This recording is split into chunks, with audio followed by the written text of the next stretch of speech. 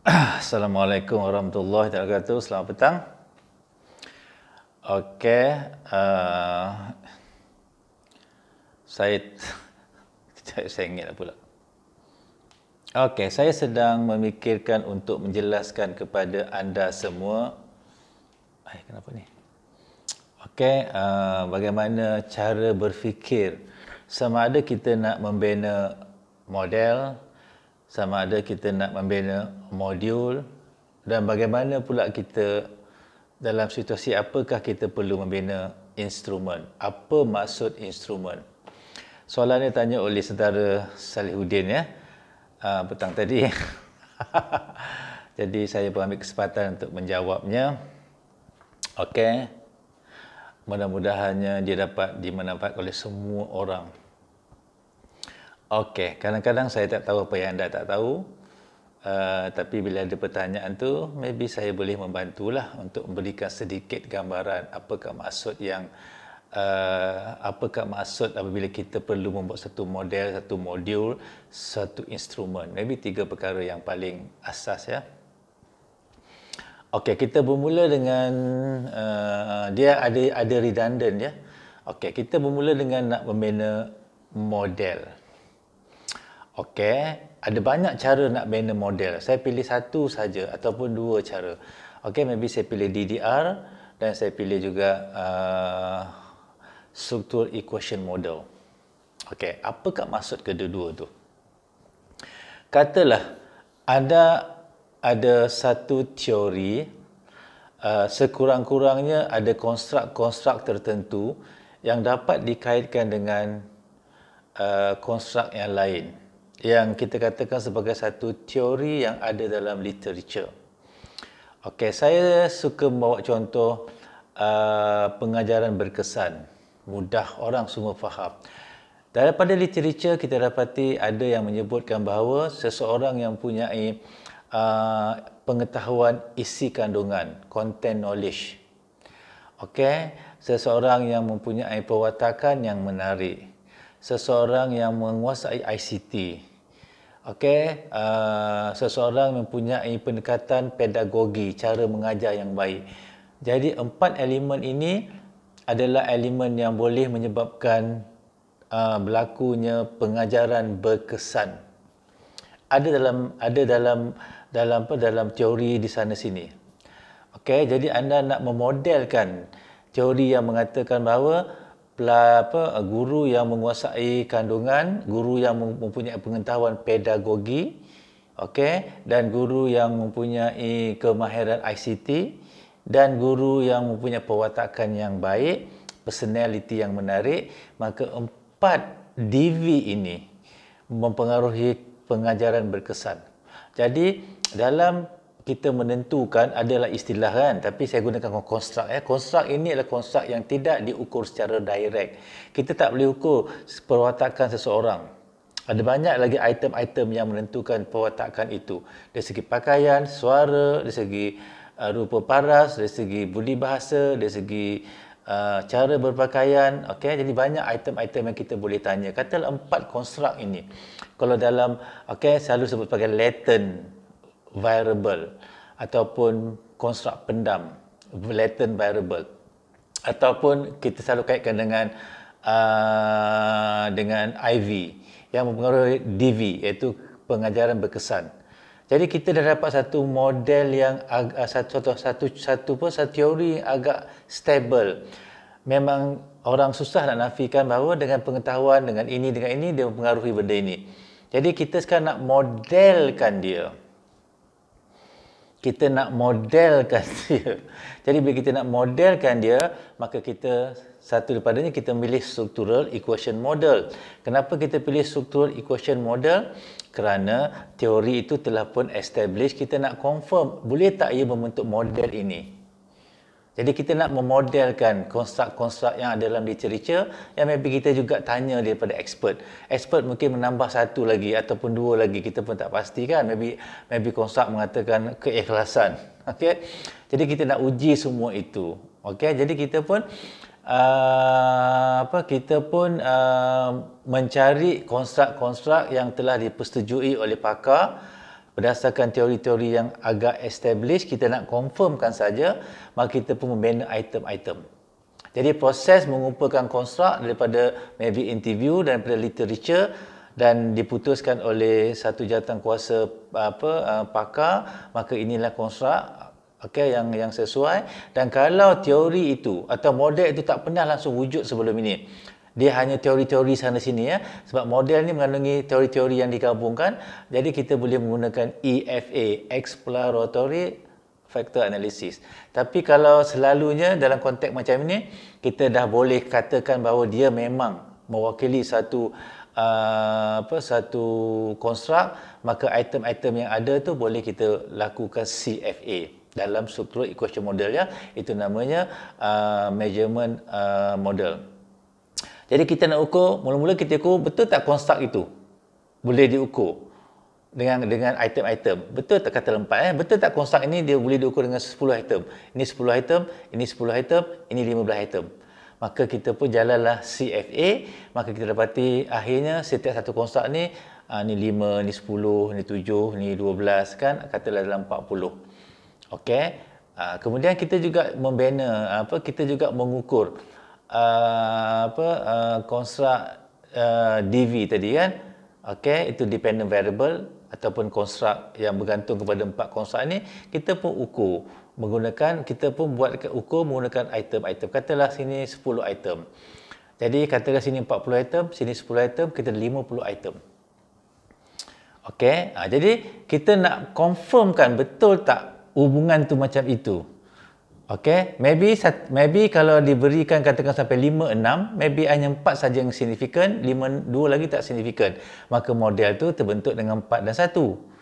Okey, tapi kalau umpamanya daripada 6 model tadi, okey, sebenarnya 2 daripadanya berbentuk, 2 daripadanya adalah mediator ataupun moderator, juga boleh diberitahu oleh struktur equation model. Kita gunakan analisis menggunakan aplikasi MMOS. Okey, kita perlu lukis dan kita dapati bahawa hubungan antara salah satu daripadanya bila kita letakkan variable yang lain, konstruk yang lain, dia menjadi tidak signifikan ataupun dia menjadi lemah, maka dia menjadi mediator atau moderator. Itu cerita lainlah. Maksudnya kita boleh bina model itu dengan lakaran-lakaran daripada MMOS, dan lakaran itu boleh bentuk direct causal efek ataupun secara mediator atau moderator. Maka terbentuklah satu model yang kita boleh lukiskan. Itu bentuk model. Jadi bila model itu disahkan oleh respon daripada responden telah mengesahkan, bukan kita sahkan. Okey?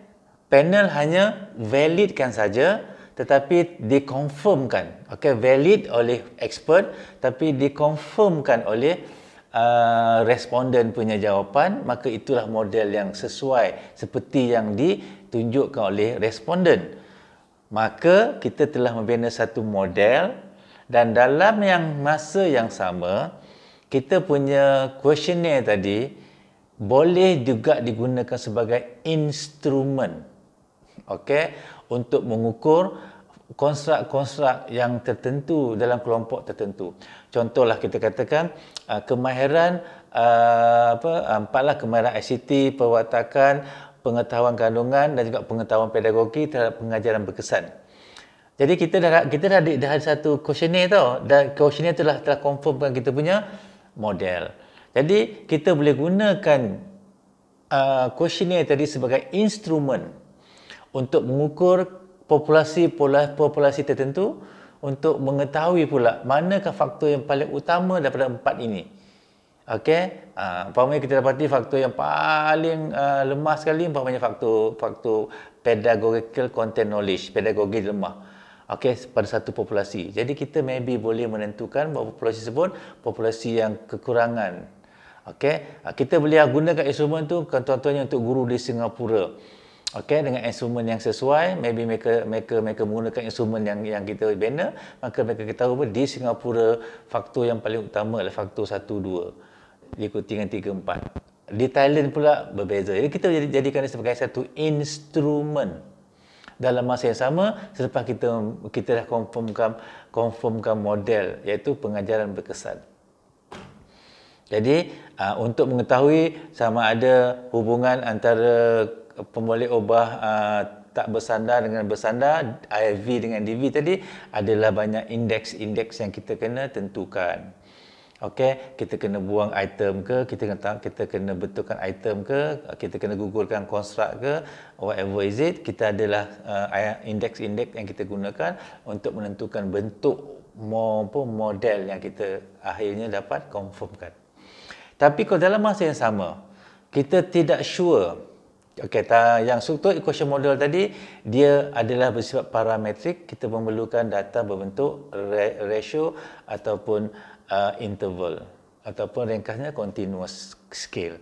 Okey, tapi kalau kita tak pasti, okey, just untuk membuat predik saja, tidak ada satu teori yang betul-betul jelas. Umpamanya kita nak uji elemen-elemen yang mempengaruhi computational thinking, elemen-elemen yang mempengaruhi problem based learning. Jadi kita pun tak sure. Okey, jadi kita pun ambil konstruk yang kita tak sure tadi. Okey, maka kita run menggunakan PLS, partial least square, dan dia akan menghasilkan model yang kita predict saja. Okey, bukan untuk confirmkan tadi. Mana teori-teori yang ada tu tidak lagi strong. Jadi itu untuk pembinaan teori. Jadi orang lain boleh menggunakan prediction tadi dan boleh pula menggunakan structural equation model daripada PLS tadi. Okey, dan dia penting kenapa? Kerana banyak elemen-elemen baru yang tidak diuji, tidak dimodelkan, tidak dapat dipastikan modelnya, maka kita boleh predik menggunakan partial least square PLS ataupun smart, menggunakan software smart PLS. Jadi dalam masa yang sama kita telah membina satu model secara prediction. Okey, tadi kita confirmkan model, ini kita predikkan model. Bila kita confirmkan model, kita boleh gunakan instrumen itu sebagai instrumen untuk mengukur pula populasi yang lain. Okey, so bagaimana pula dengan kita terus nak membina instrumen. Okey, tadi pun kita bina instrumen juga, tapi kalau kita betul-betul nak bina instrumen, okey, secara yang kita katakan unik, maka dicadangkan menggunakan Rash analysis. Okey, macam mana proses analisis? Okey, sama juga konsepnya, cuma yang tadi kita menggunakan classical statistik, pengiraan secara statistik, tapi ini menggunakan item response theory. Okey, dia boleh mengukur keupayaan item dan dia boleh mengukur kesukaran item. Keupayaan orang menjawab item, kesukaran item tersebut. Jadi Rash model lebih unik dan dia lebih khusus kepada membina instrumen, bukan nak membina model. Katalah dia nak mengukur readiness, kesediaan terhadap melaksanakan sesuatu tugas. Jadi nak ukur macam mana kesediaan guru untuk melaksanakan tugas, kesediaan kepimpinan untuk melaksanakan ICT, kita nak mengukur umpamanya tahap anxiety. Okey, berdasarkan umpamanya berbagai etnik di Malaysia, anxiety terhadap security budaya mereka rasa bimbang, budaya mereka terhakis. Jadi kita nak ukur tu macam mana? Maka kita bina satu instrumen.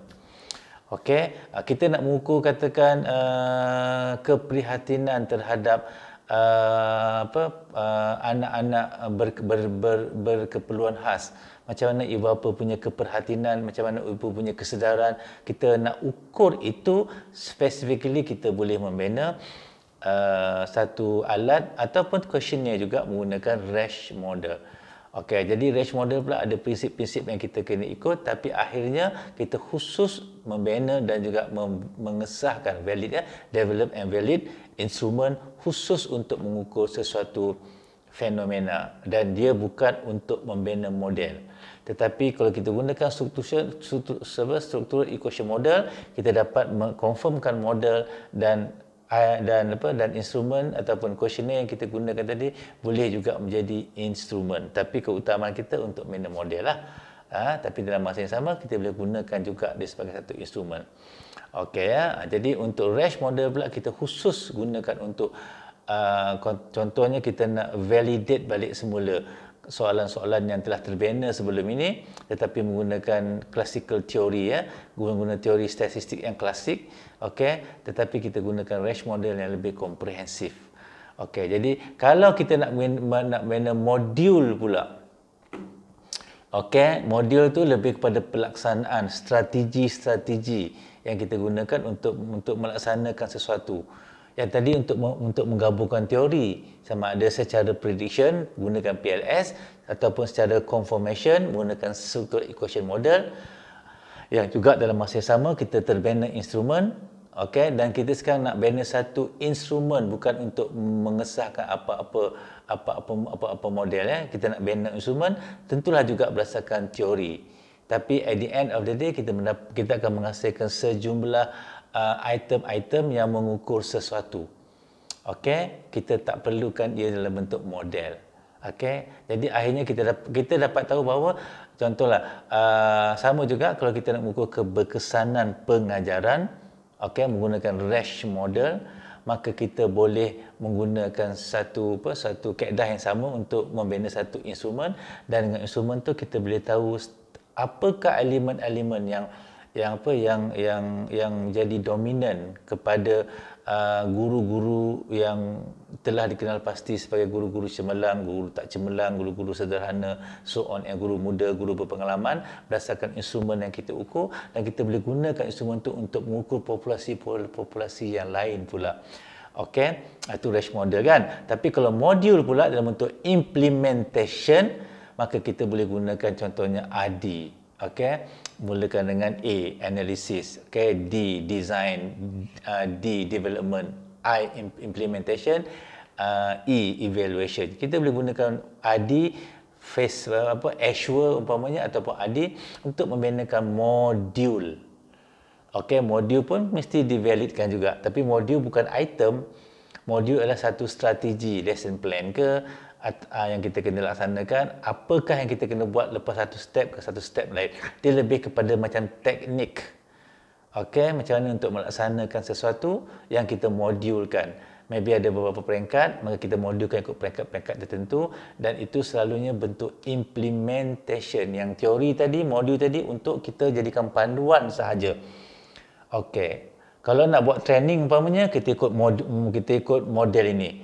Jadi untuk melaksanakan model tu, kita kena ada modul untuk pelaksanaannya.